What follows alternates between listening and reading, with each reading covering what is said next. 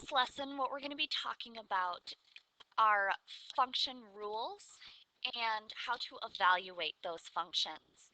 In our last video, we talked about what functions and relations are and how to figure out if something is a function.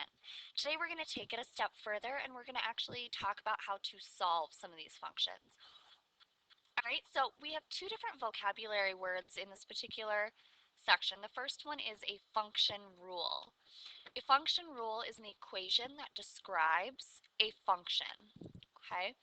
And then the function notation is how you write it, and how you write it is when you use f of x to indicate the outputs. Alright, what I mean by that is instead of writing y equals something, we're now going to be writing f of x equals 2x plus 3.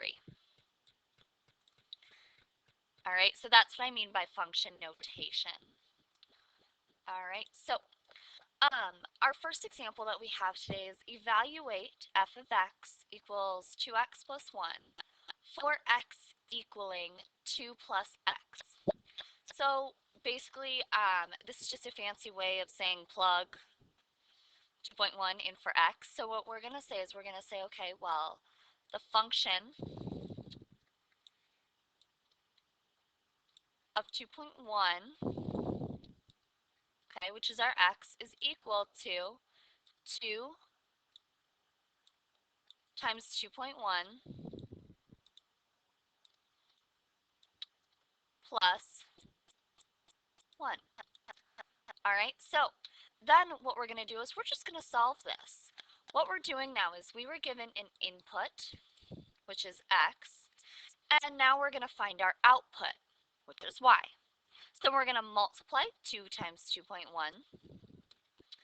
which is 4.2, plus 1, and then 4.2 plus 1 is just 5.2. All right. All right, so it's that easy. We just have our answer, and then we're done. Okay.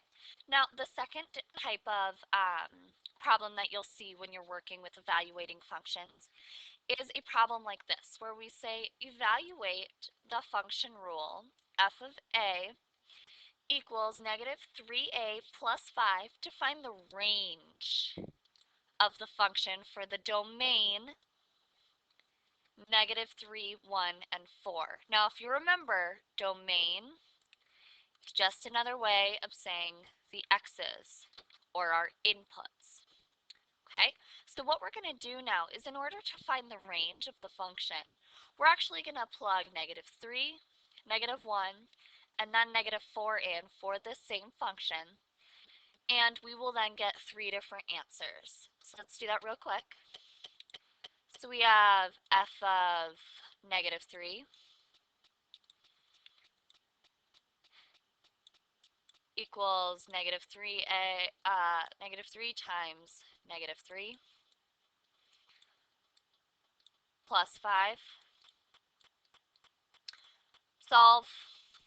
Well, negative 3 times negative 3 is 9 plus 5, which is 14. All right. So then we're going to go through and we're going to do that for each of these different numbers. So we already did negative 3. Now we're going to do 1, and then we'll do 4.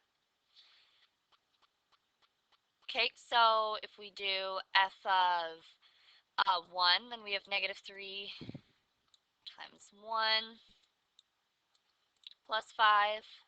So then negative 3 plus 5 is 2.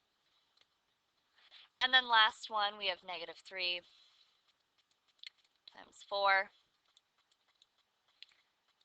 plus 5, which is negative 12 plus 5, or negative 7. So then what we can do is, in order to write our answer, we do the little squigglies, which I just end up doing like a squiggly line because I'm not very good at actually drawing the squiggly lines. So then I just do 14, 2, and -7, squiggly line, and that is my answer.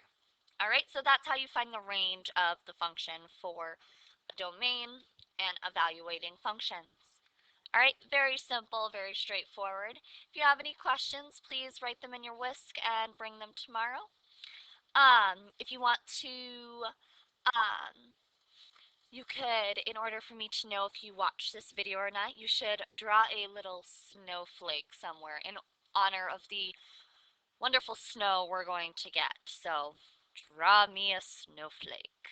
All right, I'll see you guys tomorrow.